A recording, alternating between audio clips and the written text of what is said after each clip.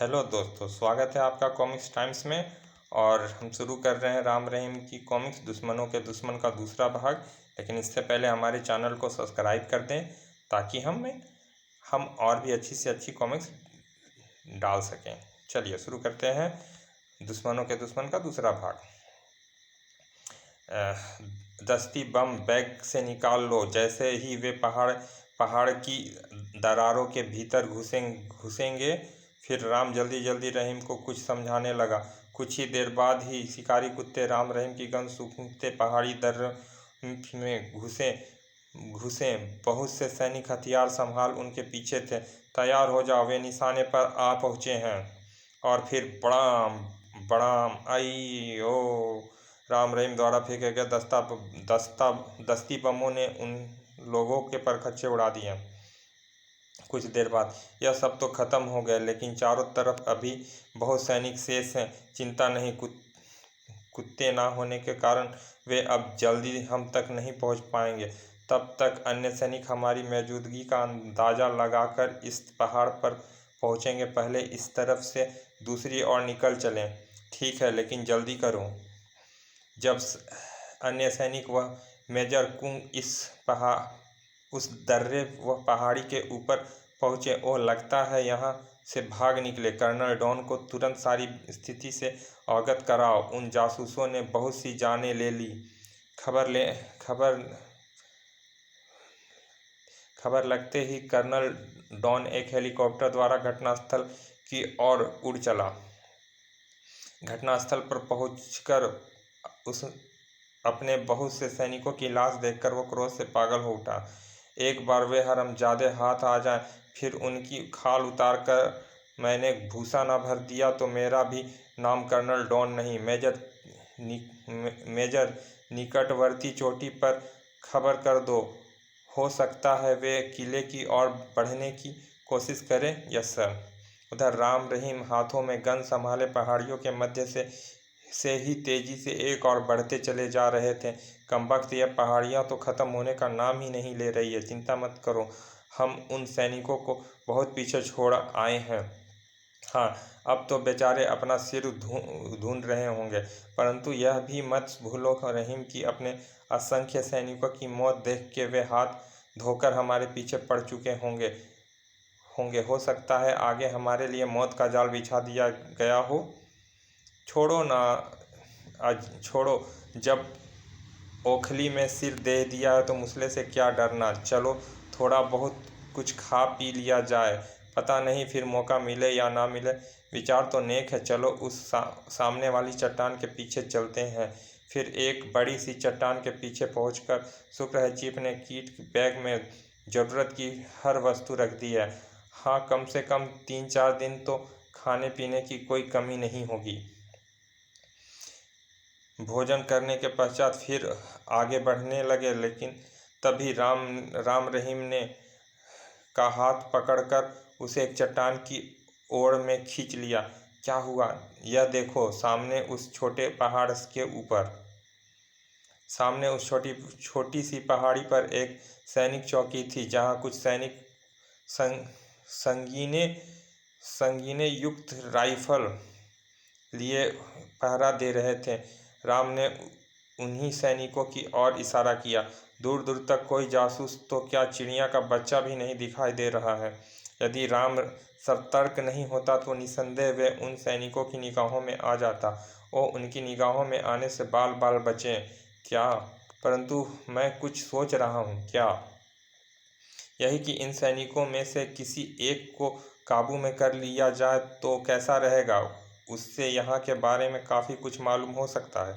विचार तो अच्छा है, लेकिन इनमें से एक को काबू कैसे किया जाए वह भी मैंने सोच लिया है। लेकिन हम जो कहेंगे वो सूरज ढलने के पश्चात ही करेंगे। ओह, ये वह क्या? तब राम उसे अपनी योजना समझाने लगा। और सूरज ढलने के पश्चात जब रात का अंधकार चारों तरफ फैल गया, राम रहीम रेंगते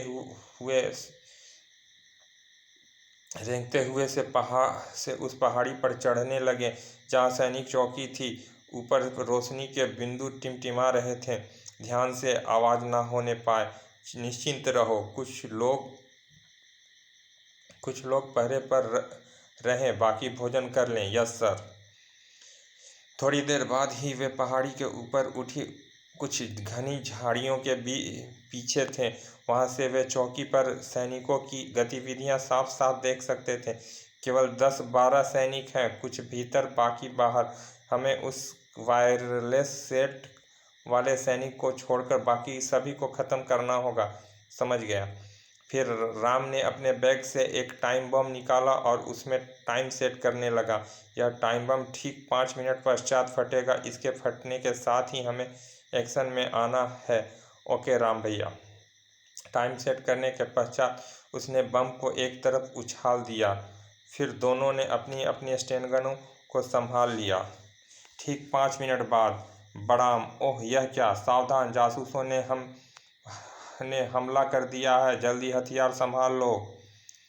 इस विस्फोट से उनमें आफरा तफरी मच गई थी। सब चौकी से हथियार संभाले बाहर निकल आए थे। राम रहीम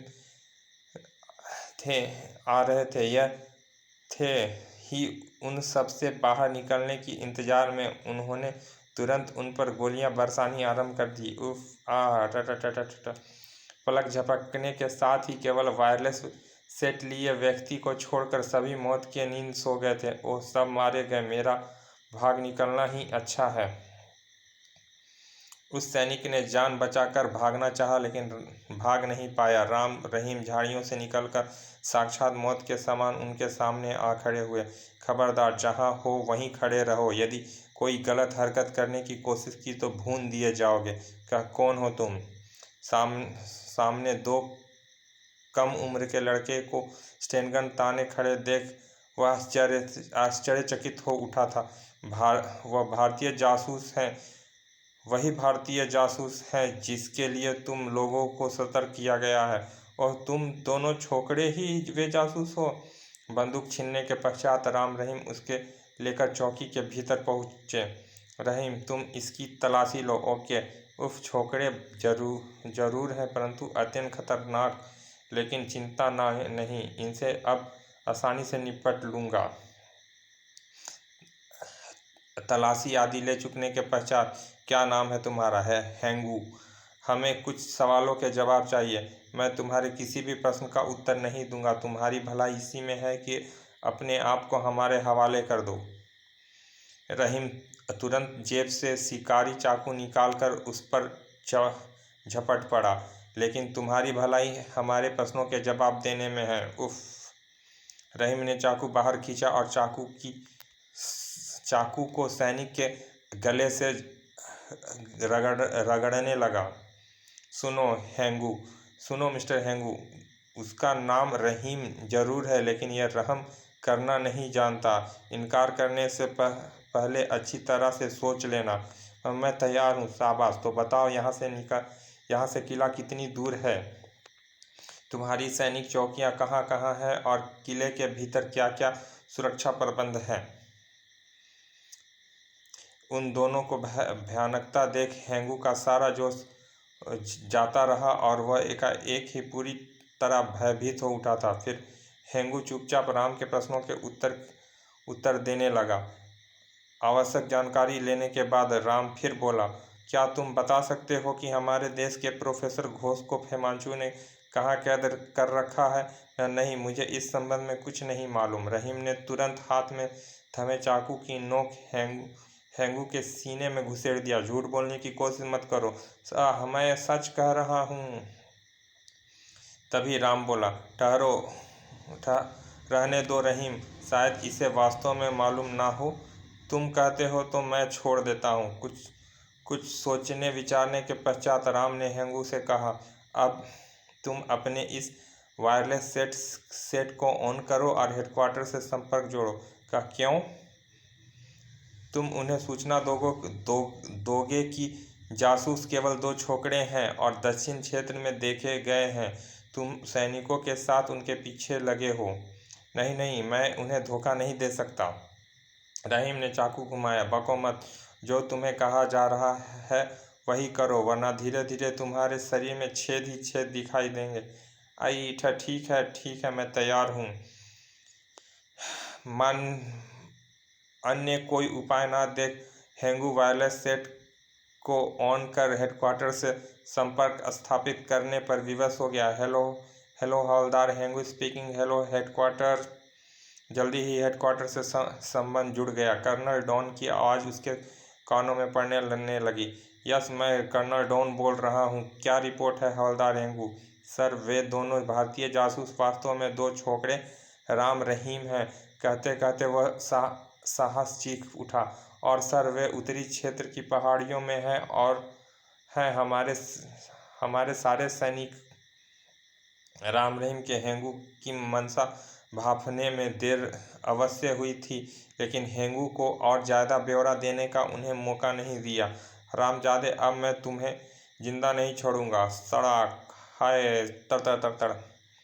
रहीम का जवाब घूसा खाकर हेंगू एक तरफ उछलकर गिरा। राम ने भयानक अंदाज में अपनी स्टेनगन का रुख उसकी ओर कर दिया। तर तर तर तर आई, और फिर न जाने कितनी गोलियां एक साथ उसके शरीर में समा गई और उसके प्राण पखेरु उड़ गए।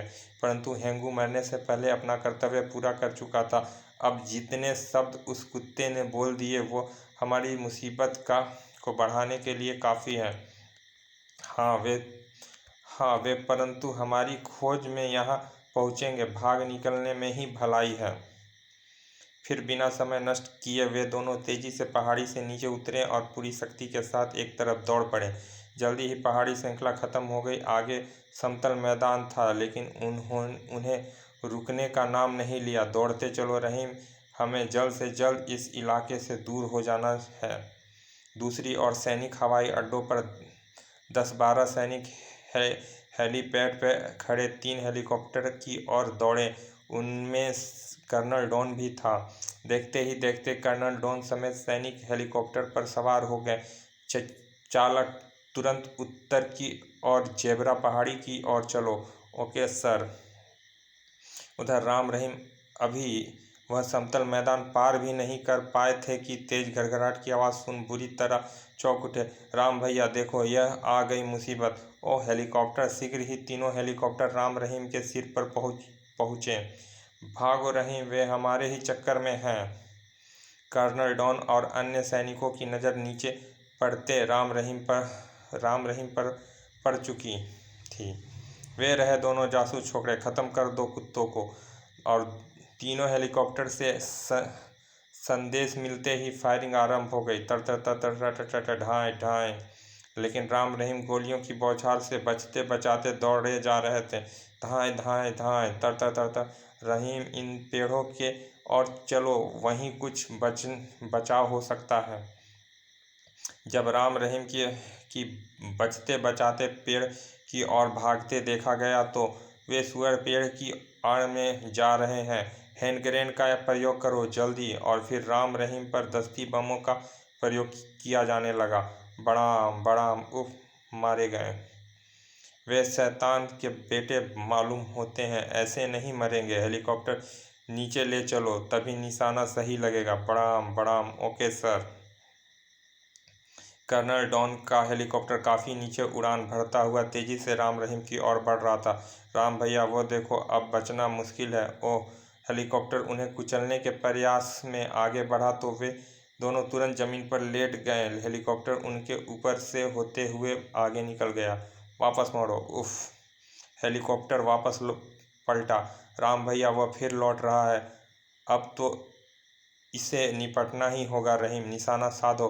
फिर हेलीकॉप्टर जैसे ही दोबारा उनके निकट पहुंचा, दोनों ने एक साथ अपनी स्टेनगनों का मुंह खोल दिया।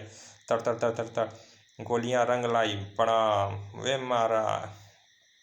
कर्नल डॉन के हेलीकॉप्टर के परखच्चे उड़ते देख अन्य दोनों हेलीकॉप्टर में खलबली मच गई थी। कर्नल डॉन का हेलीकॉप्टर नष्ट हो गया है।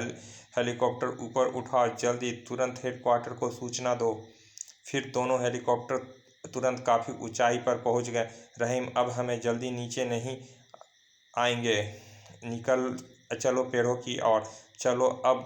चलो। वे अब गोलीबारी भी करना भूल गए। फिर दौड़ते हुए वे दोनों शीघ्र ही पेड़ों की झुरमुटों में पहुंच गए। यहाँ ठीक है, अब वे हमें नहीं देख पाएंगे। वो तो ठीक है, लेकिन मुझे डर है कि वे हेलीकॉप्टर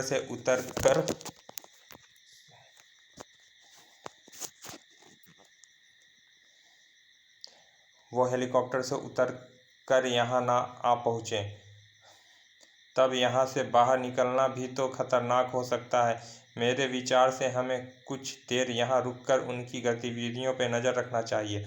और यदि इस बीच और सैनिक यहाँ पहुँच गए तो वास्तव में वे हम फंस कर रह जाएंगे। ठहरो, मुझे सोचने दो। और राम किसी सोच में डूब गया। फिर कुछ देर सोच विचार कर वह बोला, रहीम, तुम नीचे ही ठहरो, मैं इस पेड़ पर चढ़कर जरा उनके हेलीकॉप्टर की स्थिति देख आऊं। उसके बाद जो करना है करेंगे। ठीक है। और फिर राम बंदरों से भी किसी फुर्ती के साथ पेड़ पर चढ़ता चला गया। पेड़ की सबसे ऊंची शाखा पर पहुंचने के पश्चात राम ने चारों ओर दृष्टि दौड़ाई। कुछ ही दूर पर उसे वे दोनों हेलीकॉप्टर धरती पर खड़े दिखाई दिए। उनमें बैठे सैनिक अब बंदूक के ताने उनकी दिशा में सावधानी से आगे बढ़ रहे थे। तो इस तरह उन्होंने हमें घेरने की योजना बनाई है। राम फटाफट पेड़ से नीचे उतरा और रहीम के बाद सारी बात बता दी।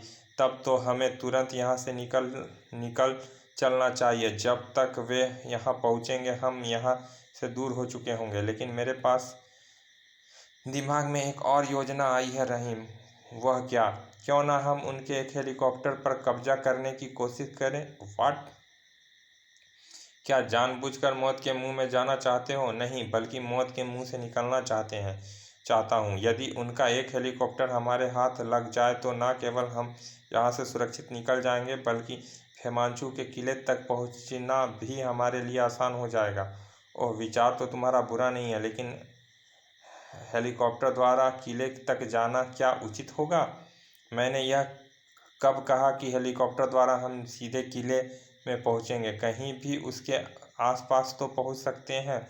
फिर प्रश्न तो पहले यहाँ से सुरक्षित निकलने का है। ठीक कहते हो। चलो पहले हेलीकॉप्टर पर ही अपना कब्जा करने की चेष्टा करते हैं, बाकी बाद में सोचेंगे। फिर दोनों छुपते छुपाते दूसरी ओर से हेलीकॉप्टर की ओर बढ़े। कितना मज़ा रहेगा जब वे उन पेड़ों को घेरे खड़े होंगे और हम उनके हेलीकॉप्टर को। सीसी, चुप रहो। थोड़ी देर बाद वे हेलीकॉप्टर से कुछ ही दूर खड़े दिखाई दे रहे थे और उनसे निपटना ज़्यादा केवल 2 सैनिक हैं और उनसे निपटना ज़्यादा मुश्किल नहीं।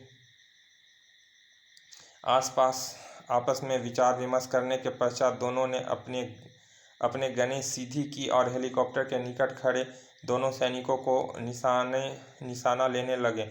निशाना चूकना नहीं चाहिए रहीम, वरना सब गड़बड़ हो जाएगी। ना हेलीकॉप्टर हाथ आएगा और ना ही जान ही बचेगी। मुझे अपने निशाने पर विश्वास है राम भैया, तुम निश्चिंत रहो। क्या राम रहीम हेलीकॉप्टर प्राप्त कर सकें? राम और रहीम खेमांचू के किले में पहुंच सके अथवा नहीं पहुंचे तो कैसे? क्या वे प्रोफेसर घोष को खेमांचू के टापू से छुड़ा पाए? कर्नल डॉन की मौत ने खेमांचू पर क्या प्रभाव डाला? राम रहीम का खूनी कारनामा जानने के लिए पढ़ें दुश्मनों के दुश्मन का दूसरा व अंतिम भाग, आफत के पुतले। चलिए दोस्तों, मिलते हैं राम रहीम के इस कॉमिक्स के दूसरे भाग में, आफत के पुतले में। लेकिन उससे पहले हमारे चैनल को आप सब्सक्राइब कर दें, लाइक करें और कमेंट भी करें, क्योंकि उससे हमें हौसला मिलेगा कि हम और भी अच्छी कॉमिक्स आपके लिए प्रस्तुत कर सकें। चलिए मिलते हैं अगले अंक में। धन्यवाद।